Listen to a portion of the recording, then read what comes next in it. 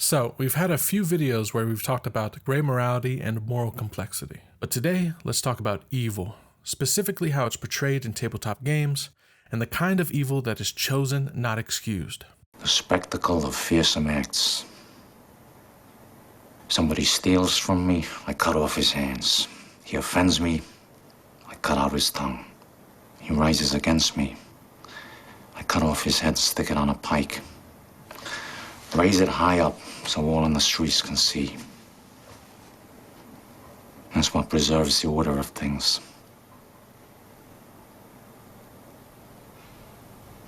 Fear.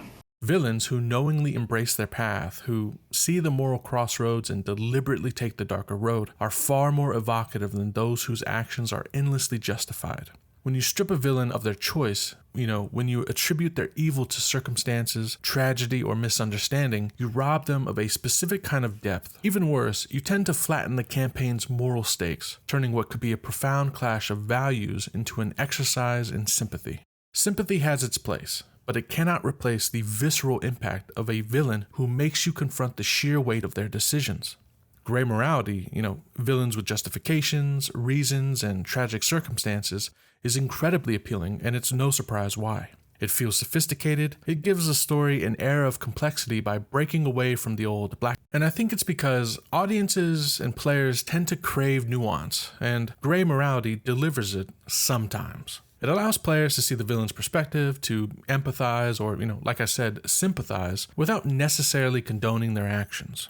So, yes, while gray morality has its strengths at times, it can challenge the players to think beyond binary and to see the world in its messy complexity. But here's the thing, while it often aims to add depth, it sometimes flattens it instead. One of the reasons people gravitate towards gray morality is because, and I made this point a few times before, it feels like a shortcut to complexity. You don't need to dig deep into a villain's psyche when you can point to their backstory and say, see, this is why they're like this. The problem is that in trying to explain the villain's actions, gray morality can accidentally excuse them at times. If every villain is just a product of their environment or their circumstances, then their choices don't carry the same weight. They're no longer agents of their own destiny, they're just reactive. The abuse of childhood, the oppressive society, or, the desperation for survival are all valid reasons, but reasons that can sometimes make villains feel passive, as though they've been swept along by the tides of misfortune. When villains are framed this way, it can undercut the stakes. It's hard to feel the gravity of confronting someone who's ultimately a victim themselves. The players might pity the villain, but pity doesn't spark moral dilemmas. Pity doesn't create tension, and pity certainly doesn't leave players questioning their own choices. Here's the paradox. Gray morality tries to create ambiguity, but in doing so, it can simplify the very thing it's trying to complicate. By over-explaining why a villain does what they do, the narrative risks becoming too tidy. They're not evil, they're just misunderstood. And while that's an interesting take once or twice, it can become highly predictable.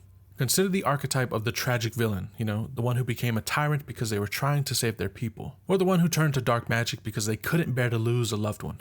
These are powerful stories, but if every villain is driven by the same sympathetic motivations, it starts to feel hollow. The edge of evil is dulled. And even worse, it can remove the player's sense of agency in the moral conflict. If the villain's evil is always explainable, then opposing them might feel less like a righteous stand and more like kicking someone who's already down. But I'm not saying throw gray morality out entirely. It has its place, and when done well, it's phenomenal. Villains with justifications can make players pause and wonder if they're on the right side of history. But gray morality is especially effective when it's used to complement other approaches, rather than replace them outright, which is what most people do.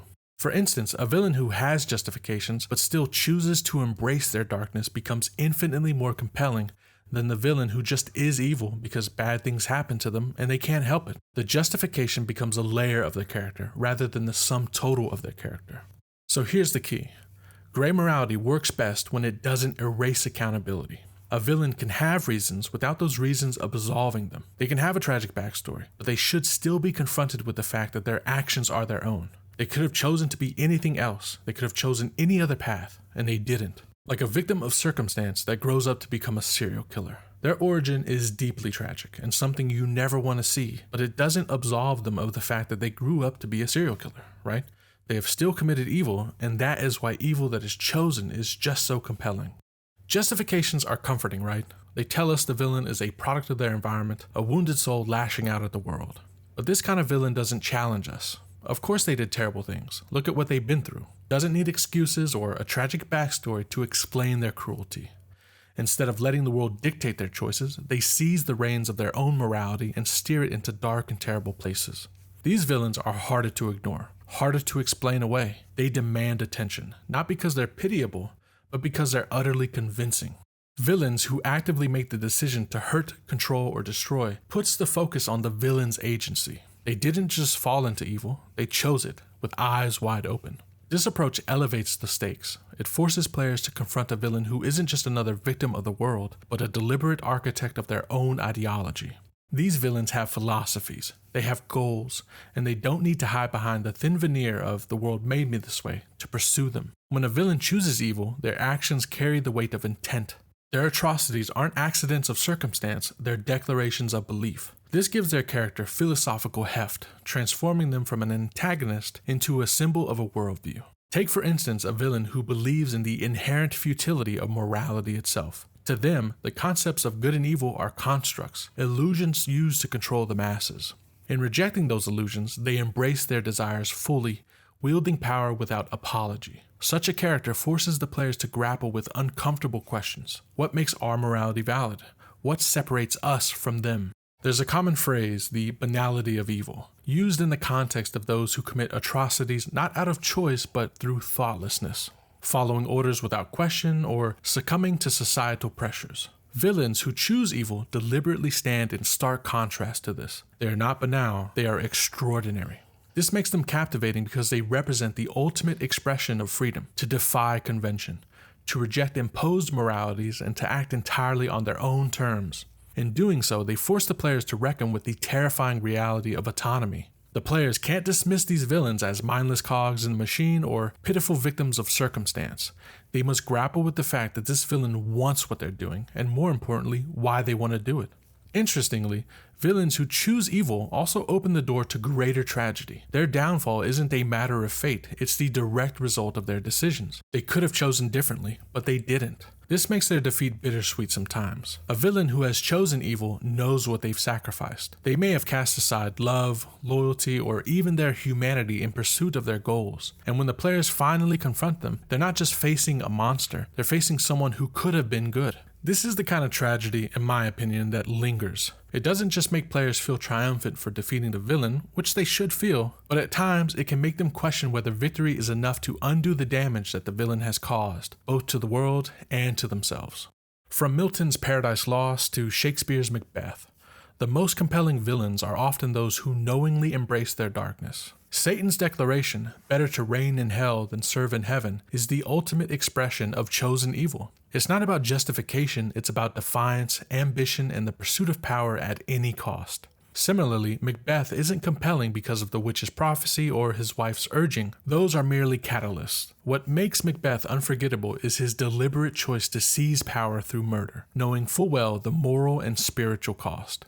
When he says, "I am in blood, stepped in so far," he isn't lamenting circumstance, he's committing to the path that he's carved, knowing it will damn him. Macbeth's tragedy isn't that he's misunderstood, it's that he chooses ambition over redemption, plunging himself into darkness with, as I said before, his eyes wide open. These stories endure because they remind us of the stakes of choice. They show us that evil isn't just something that happens, it's something that people do. And that, ultimately, is what makes it so powerful. In the end, villains who choose evil elevate the campaign because they demand engagement. They're not just foils or obstacles, they're the embodiment of what the players fear, reject, or even secretly admire at times. They force the players to confront questions of autonomy, morality, and consequence. Where justified villains ask us to empathize, villains who choose evil demand that we reckon. They are reminders that morality isn't just a matter of circumstance, it's a matter of will, and it's through that will, that choice, that the most unforgettable villains are born. If these are the kind of villains you like, then you have to check out Black Lodge Games' new Kickstarter, Cults of Zahak.